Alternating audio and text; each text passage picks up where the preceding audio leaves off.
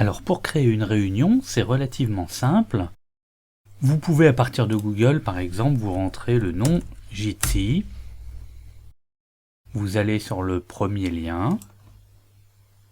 Et ici, vous pouvez dire démarrer une réunion, Start a Meeting. Une fois arrivé sur cette page, c'est aussi le lien que vous pouvez utiliser, donc meet.jit.si.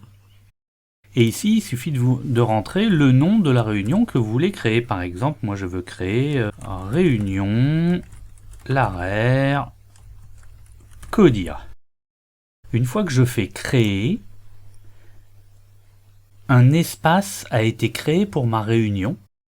Donc avec cette URL, et il suffit d'envoyer cette URL à n'importe qui pour qu'il puisse rejoindre la réunion. Donc c'est relativement facile. Je fais CTRL-C pour copier le lien, ou sinon vous faites copier. On va envoyer un mail à quelqu'un. Donc je vais me l'envoyer à moi.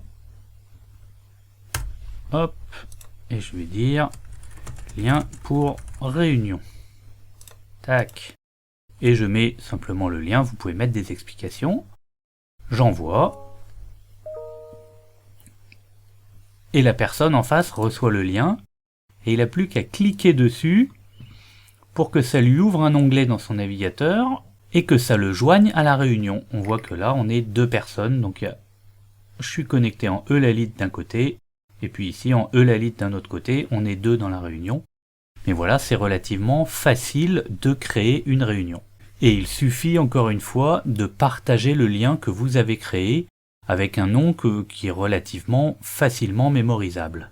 Alors un dernier point à noter, c'est que la réunion que vous avez créée, vous pouvez la rejoindre quand vous voulez. Par exemple, si j'enregistre ici et que je vais sur Google,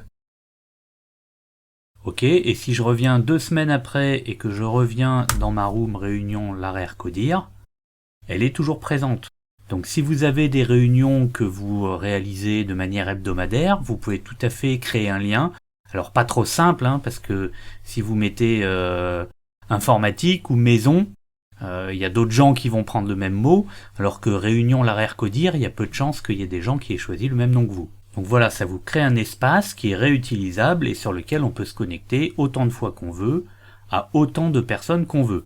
Il y a une limite de 75 personnes. Donc dans les vidéos qui suivent, on va vous expliquer un petit peu comment fonctionne l'interface et qu'est-ce que permet de faire Jitsi.